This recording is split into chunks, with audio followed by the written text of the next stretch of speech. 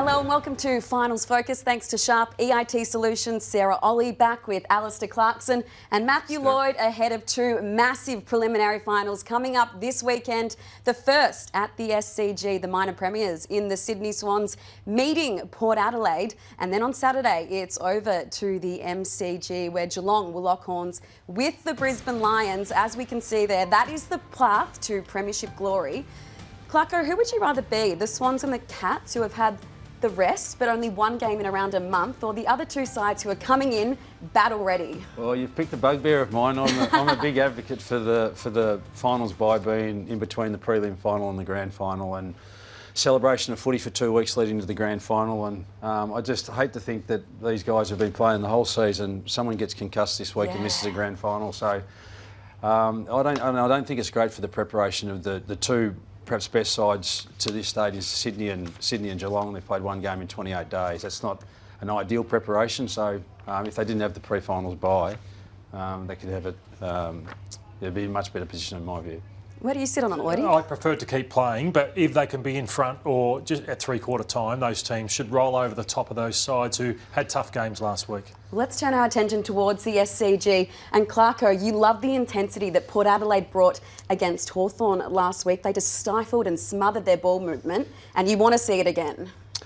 Well, they're going to need to do it again, and they were superb last week, Port Adelaide. We were really concerned for them in terms of how Hawthorn moved the footy, but they couldn't move the ball in the way that they wanted, all because of the pressure that Port Adelaide applied, and they're going to need to do that again against Sydney. Sydney are once again another side that can move the ball really, really well, and if Port Adelaide can curtail them in terms of that pressure, but the challenge will be whether they can do it 2 weeks in a row to the level that they did last week. So the Swans' ball movement is unbelievable. I think it's the best ball movement in the competition. This is what they can do. They are so destructive, the Sydney Swans. So that's a quick turnover. And on turnover, they punish you, particularly at the SCG. So 1 minute they're defending, the next minute Chad Warner's doing what Chad Warner does, and he runs in and he kicks a goal. Even this next one v Geelong. So a fantastic opposition. It's hacked out by Errol Goulden. So they're defending 1 second.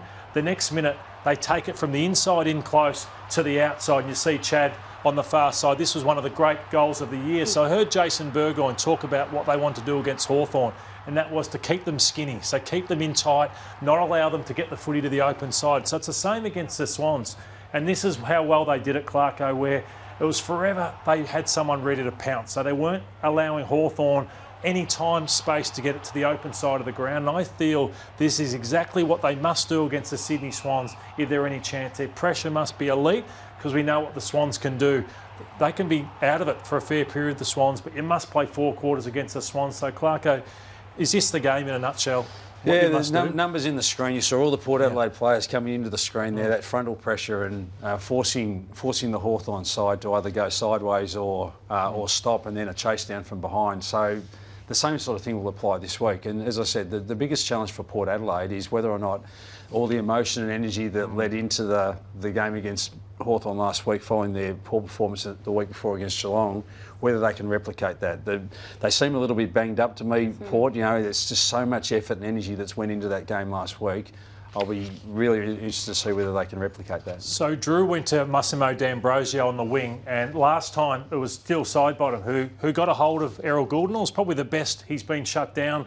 So here's Steele Sidebottom, so he can run all day. I think Craig McRae thought, well, what a player we've got here. He can run, he can go all day, he's skillful, he's smart. So what would you do, Clarko, with Willem Drew? Who would you send him to? Well, I think that'll be the matchup. I'd be surprised given how successful it was last week with D'Ambrosio. It's really, really difficult to tag off a wing because you actually lose the balance of your overall a little bit. And if you can forego that as a coaching staff and understand how you can get some coverage elsewhere, then that was an outstanding move by the Port coaching staff last week, and really well executed by Drew.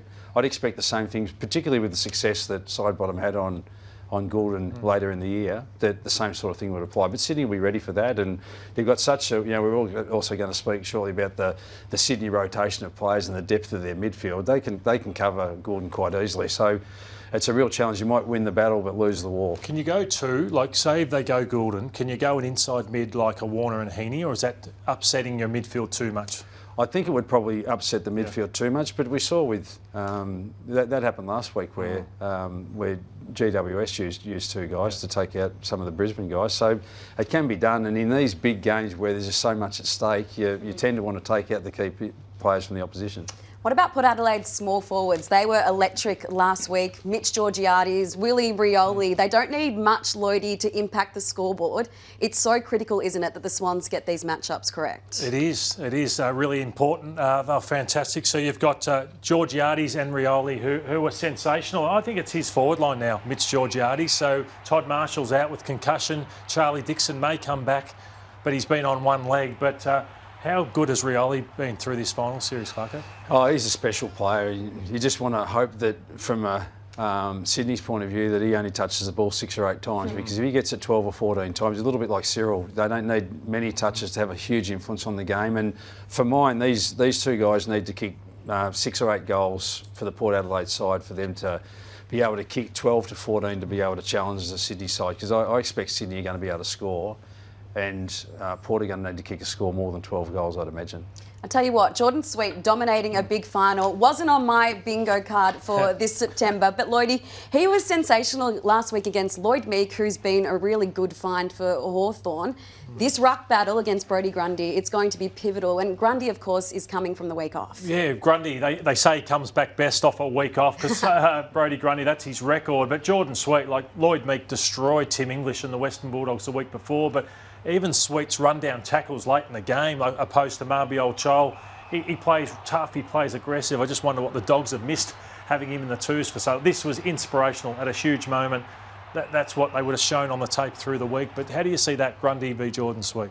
Well, it's a huge battle, and once again, it's like the whole Port Adelaide side. If he can replicate that, and the Port Adelaide side can replicate the energy at the contest below his feet, then he's going to have a huge impact on the game. But it's just whether they can replicate that again this week.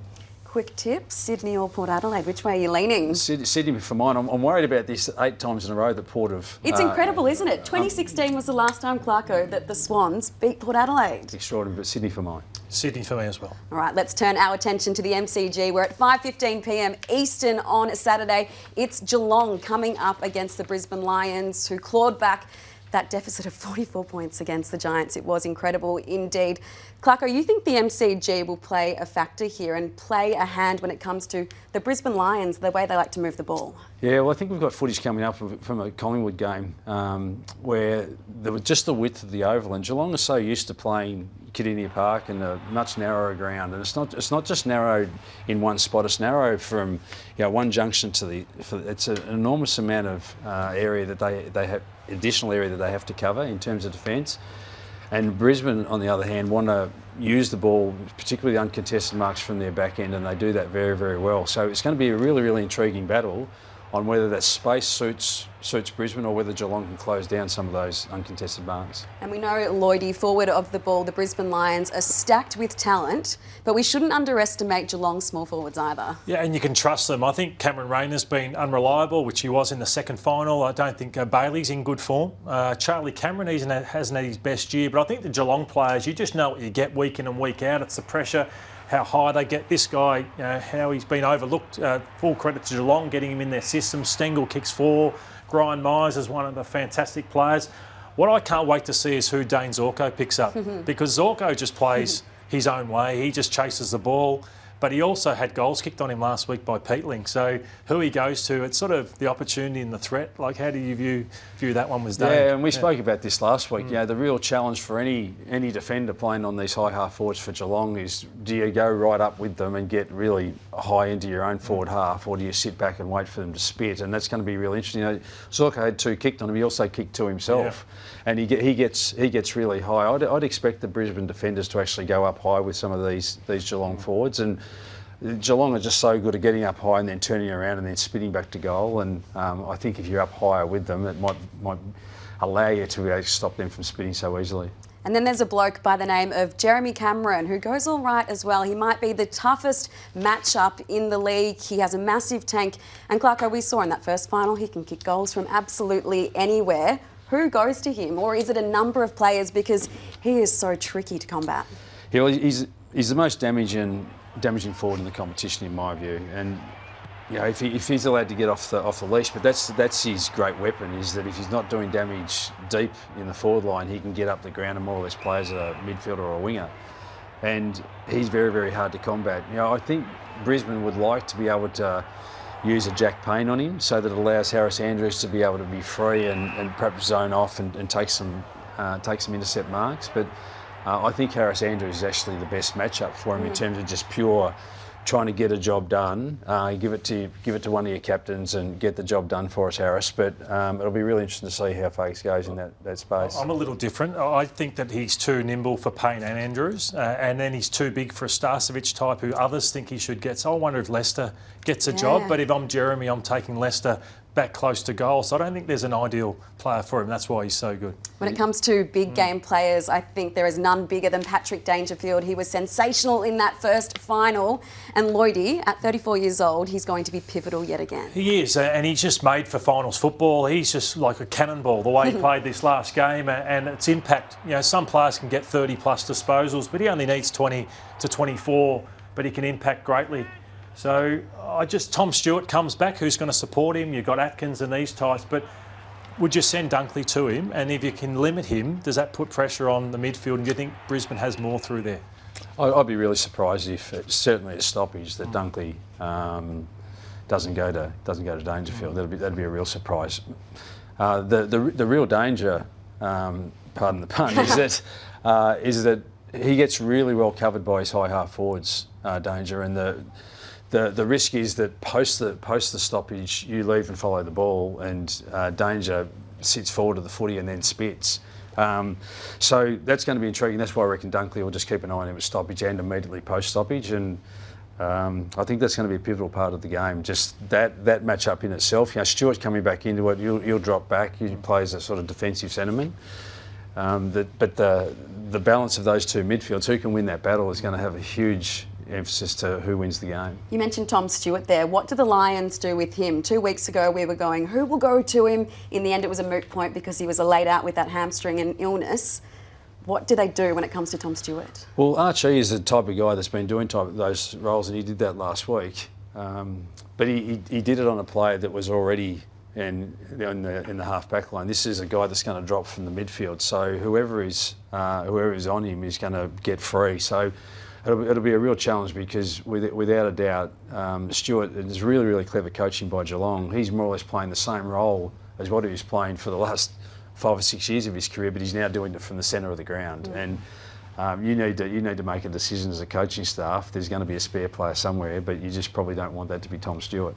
Clark, I want to ask you about the two coaches, Chris Scott v Chris Fagan. From the outside, I see Chris as a master tactician and Chris Fagan as just an amazing people's person, coach who you know so well. What do they like to coach against, and how different is it preparing for Chris Scott v Chris Fagan? Yeah, well, it's probably underselling them both in terms of what you just said is their strengths, because they're very, very good man managers and they're very, very good tacticians, both of them. And that makes it very, very difficult for teams to play against them and coach against them, because they've got both covered. They've got the relationship part of it with their players, so the players want to play for their coach. And they've also got the tactical nous to be able to, any challenges that come up in the game or in the preparation for the game, they've got that covered too. So that's probably why they're playing in prelim finals, and why both these sides have played in regular prelim finals over the last 5 years. So what coach in the comp throws the most at you tactically? Is there one that jumps out, or is it all pretty even these days? No, well, the success of these two guys in particular is that despite doing something every now and again that's a tactic that changes the course of a game, that's not frequent. It's mainly around their system and the way that they play. And the reason why all 4 of these sides are in the finals is they all play a brand of footy that suits their personnel and a brand of footy that suits the philosophy of their coaching staff and their club. And that's why they're there. And the tactical side of it is just really the cream on top. Heading into this match, which Chris would you rather be? Yeah, it's really difficult. I think Brisbane can win this game, and yeah, their preparation, the fact that they've played hard games over the last 4 or 5 weeks, and how can you tip against Geelong really? But you've got to pick someone, and I think the Lions can win, but it's going to be a cracking game. Lloydie, which way are you going? Yeah, I see it very similar, but I have so much faith in Geelong and what they do this time of year, so I think the Cats win. All right, grand final tickets are hard to come by, so why don't you do yourself a favour and enter this competition thanks to Sharp EIT Soultions. 2 tickets to the Toyota AFL Grand Final for 2024, and the lunch before, I should say, the Grand Final Eve luncheon, also 2 tickets to that. to enter now at www.sharpeit.com.au/AFL. All right, that's been another episode of Finals Focus. Thanks for joining us and enjoy the footy.